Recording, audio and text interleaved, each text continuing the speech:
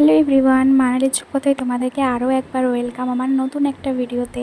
সকালবেলা ওয়েদারটা ভীষণ সুন্দর ছিল, আর আমি জানি এই ভিডিওটা অনেক লেটে যাচ্ছে, বাট এটা হচ্ছে বিশ্বকর্মা পুজোর দিনের ভিডিও। বিশ্বকর্মা পুজোর দিন সকাল সকাল বাবু উঠে গাড়ি টাড়ি ধুয়ে সমস্ত কিছু পুজো কমপ্লিট করে এখানে বাড়ির পুজোটা কমপ্লিট করছে। বাড়িতে যেসব ঠাকুর রয়েছে সেই সব ঠাকুরদেরকে মানে যেসবভাবে পুজো করতে হয় সেইভাবে পুজো করছে।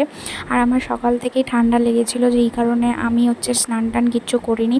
আমি জাস্ট এমনি বাবুর কাছে সাইডে এসে বসেছিলাম ও যখন পুজো করছিল, কারণ একেই তো আমার ঠান্ডা লেগেছে, তার উপরে যদি আমি সকালবেলা স্নান করি আমার মানে আমি আর থাকতে পারবো না। তো যাই হোক, এখানে একজন ঘুরঘুর করছে, চলো তোমাদেরকে দেখাই গাড়ি পুজো কীভাবে হয়েছে। তো পুজোটা আমি ক্যাপচার করতে পারিনি, কারণ আমার শরীর প্রচণ্ডই খারাপ।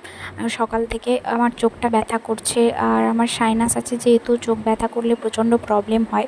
আর কদিন আমার চশমা পরা হয়নি, সেই জন্য চোখটা ব্যথা করছে। তো যাই হোক, অনেক কষ্টে স্যারাডন ফ্যারাডন খেয়ে মাথায় বাম লাগিয়ে অনেক কষ্টে ব্যথাটা একটু কমিয়েছি। আর এখানে দেখতে পাচ্ছ গাড়ি পুজো হয়ে গেছে, স্কুটিতেও মোটামুটি পুজো টুজো করে দিয়েছে। আর এই ফুলটা, সত্যি বলতে এই ফুলটা মানে অনেকক্ষণ ছিল, আমরা বেরিয়েছিলাম বাট তারপরেও ছিল।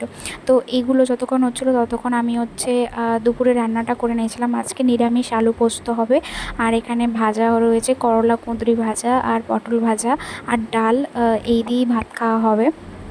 তো আজকে যেহেতু নিরামিষ, সেই কারণে আজকে নিরামিষ ভাত তরকারি হয়েছে। দেন তারপরে আমার শরীরটা খারাপ ছিল বলে দুপুরের খাওয়া দাওয়ার পর একটু শুয়েই ছিলাম। হঠাৎ করেই বাবু বলল যে বেরোবে। তো বেরোবে বলতে আমি জানতাম না কিসের জন্য, বাবু জানতো বাট আমাকে বলেনি। তো তার আগে একটা কাণ্ড দেখো। কি করব? আমি গিয়ে বলবো যাতে নেমে যায়? আচ্ছা, চ চ বলতে যাবো, চ চ চ চ বলতে যাবো, চ চ। এই নামো তো, নামো বিছানা থেকে, নামো নামো বিছানা থেকে নামো। হ্যাঁ হ্যাঁ হ্যাঁ, ডাক ডাক ডাক, ওকে বল, বল নামতে, বল নামতে বল। আমিও বলবো। আচ্ছা ঠিক আছে, বলছি। এই তো, নাম নাম নাম নাম নাম নাম নাম। তবু নামছে না? এ বাবা, তবু নামছে না। আবার বলবো, আবার বলতে হবে। এই নাম নাম নাম নাম। কি করব? আর কি করব? নামছে না তো। ওকে ওকে, পা ধরে নামিয়ে দে, নামিয়ে দে, পা ধরে নামিয়ে দে। হ্যাঁ, আমি বললাম তো, তাও নামছে না।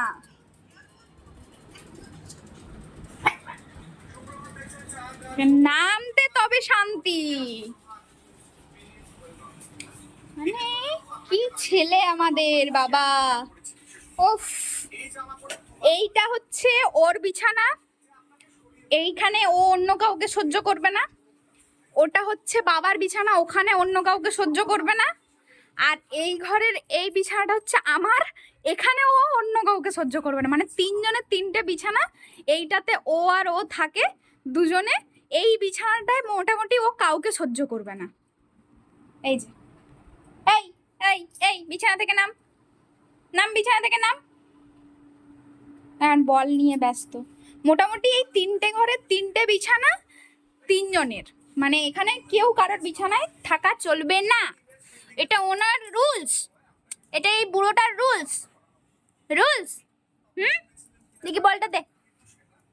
না, বল দেবো না, বল দেবো না। পড়ে যাবি, এদিকে আয়। বল দেবো না। তো এদিকে আমরা বেরিয়ে পড়েছি।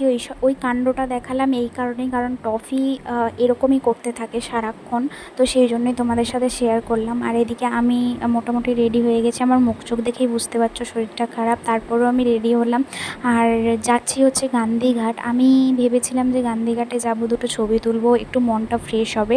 বাট গান্ধীঘাটে গিয়ে যা অবস্থা দেখলাম তোমাদেরকেও দেখাচ্ছি। আগে চলো যাওয়া যাক। এখানে আমাদের বাড়ির সামনেই একটা বিশ্বকর্মা পুজোর প্যান্ডেল হয়েছে, আর রাস্তায় রাস্তায় প্রচুর প্যান্ডেল হয়েছে, যেগুলো দেখতে দেখতে যাচ্ছিলাম। মোটামুটি বেশ ভালোই লাগছিল। আমার খুব একটা মানে চোখ খুলতে পারছিলাম না বলে আমার খুব মানে প্রবলেম হচ্ছিলো, বাট তারপরেও বেশ ভালোভাবেই দুজনে মিলে বেরোলাম। যেহেতু আমি বাড়ির মধ্যেই সারাক্ষণ ছিলাম, সেই জন্য বাবু ভাবলো যে আমাকে নিয়ে একটু বেরোবে। ওর যে কখন কি মর্জি হয় আমি সত্যিই বুঝি না। তাও মোটামুটি ও গল্প করতে করতে বেশ আমার মুডটাকে ফ্রেশ করতে করতে যাচ্ছিলো, যাতে আমার মুডটা একটু ঠিক হয়। অ্যাকচুয়ালি মুড খারাপ না, শরীরটা খারাপ বলে মুডটাও খারাপ। তো এই যে বিশ্বকর্মা ঠাকুর এখানে হয়েছে, প্রত্যেকটা প্যান্ডেল এত সুন্দর সুন্দর করে করেছিল, আর পুজোর ভাইবস শুরু হয়ে গেছে। সত্যি বলতে এখানে একটা দেখো ছোট্ট করে প্যান্ডেল হয়েছিল রিক্সা স্ট্যান্ড থেকে। তো এরকম ছোট ছোট প্যান্ডেল, ছোট ছোট সব কিছু হতে থাকছিলো। আর এই যে পুজো পুজো ভাব, এইটা দেখলেই বুঝতে পারবে প্যান্ডেল স্টার্ট হয়ে গেছে মানে পুজোও স্টার্ট হয়ে গেছে, এরকম একটা ব্যাপার। তো চলো যাওয়া যাক, আমরা যেই উদ্দেশ্যে যাচ্ছি সেখানে যাওয়া যাক। এই যে ছোট ছোট প্যান্ডেল দেখতে দেখতে, ঠাকুর দেখতে দেখতে মোটামুটি চলে গেলাম। অনেকটা রাস্তা, সেই জন্য যেতে যেতে করছিলাম। আর এখানে দেখো এই জগন্নাথ মন্দিরের এখানটায় পুরো ঘিরে দিয়েছে বাঁশ দিয়ে, কারণ এদিকটাই হবে প্যান্ডেল, তো আমাদেরকে ঘুরে যেতে হয়েছিল। তো এদিক দিয়ে ঘুরে যাওয়ার সময় সেই আশ্রমটা, যেটা তোমাদেরকে আমি দেখিয়েছিলাম, সেই আশ্রমের সামনে দিয়ে যাচ্ছিলাম। প্রথমে ভেবেছিলাম আশ্রমটাতে ঢুকবো, তারপর দেখলাম যে আশ্রমের ভেতরেও পুজো হবে, তো তার জন্য দুর্গাপুজোর প্যান্ডেল হচ্ছে, সব কিছু হচ্ছে। তো আমি বাবুকে জিজ্ঞেস করছিলাম এখানেও কি পুজো হয়, তো এটা জিজ্ঞেস করছিলাম। তো যাই হোক, এর ভেতরেও প্যান্ডেল হচ্ছে, দেখতে পাচ্ছ দুর্গাপুজো হয়। তো চলো এইভাবেই কথা বলতে বলতে আমরা গিয়ে পৌঁছালাম হচ্ছে গান্ধীঘাটের ওখানে। আর যেটা জানতাম না সেটা হচ্ছে যে আমি জানতাম না যে এতটা জল বেড়েছে। সব জায়গাতে জল বেড়েছে সেটা জানি, বাট গান্ধীঘাটে যে এইভাবে জল উঠে যায় আমি ফার্স্ট টাইম দেখলাম। কারণ এটা বাবু জানতো, আর ও আমাকে এটা দেখানোর জন্যই নিয়ে আসছিল বেসিক্যালি, ও আমাকে সেটা পরে বলেছে। বাট আমি এখান থেকে দেখে বুঝতে পারছি যে গান্ধীঘাটের জলটা ঠিক কতটা বেড়েছে। মানে তোমরা আগের গান্ধীঘাটের ব্লগ যদি দেখে থাকো তাহলে জানবে। আগের গান্ধীঘাটের ব্লগ সম্ভবত দিইনি, বাট যদি থাকে আমি অবভিয়াসলি দিয়ে দেবো। তো আমরা গাড়ি পার্ক টার্ক করে আমরা ভেতরের দিকে হাঁটছিলাম, আর হাঁটার সময় এখানটা পুরোটা ব্যারিকেড দিয়ে ঘিরে দিয়েছে। আর বাবু আমার থেকে 10 হাত দূরে দূরে চলছিল বলে আমি বাবুকে মানে একটু ইয়ার্কি করেই বলছিলাম যে তুমি আমার থেকে 10 হাত দূরে দূরেই চলো। একটু ক্যামেরাটা আমরা ধরে দিবে তা না, হ্যাঁ একটু ক্যামেরাটা আমরা ধরেও তো দিতে পারো।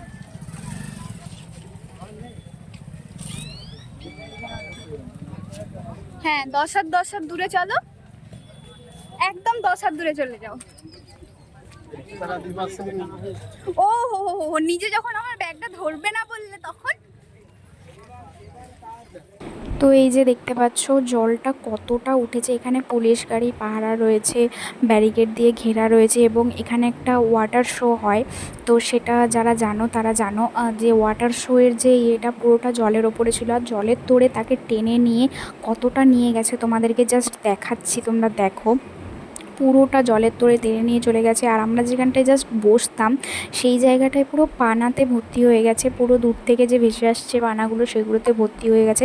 আর প্রচুর মানুষের ভিড় দেখতে পাচ্ছ, এত মানুষের ভিড় রয়েছে। আর জলটা ঠিক কতটা উঠেছে তোমাদেরকে আমি দেখাই। আই লাভ মেদিনীপুর লেখা রয়েছে, সেখান পর্যন্ত জল উঠে গেছে, মানে পুরো গান্ধী ঘাটটাই ডুবে গেছে এরকম। মানে এর থেকে একটু নিচে গেলে মানে এক মানুষ করে জল আছে, এতটা মানে জলের তোড়টা দেখলে তোমরা জাস্ট অবাক হয়ে যাবে, এতটা জলের তোড় ছিল, প্রচুর স্পিডে জলটা যাচ্ছিল। আর আমার দেখে তো ভয়ই লাগছিল যে সত্যি যদি এত স্পিডে জল যায়, মানে যারা নদীর ধারে রয়েছে বা যাদের সত্যি সত্যি বাড়ির কাছে বন্যা হয়েছে এরকম, তাদের পরিস্থিতিটা কি। আমরা জাস্ট দূর থেকে দেখে এরকম মনে করছি, বাট যাদের সত্যি সত্যি হয়েছে তাদের কতটা মানে দিন যাচ্ছে কিভাবে, সেটা সত্যি আমি ভাবছিলাম আর বাবুকে বলছিলাম সেটাই।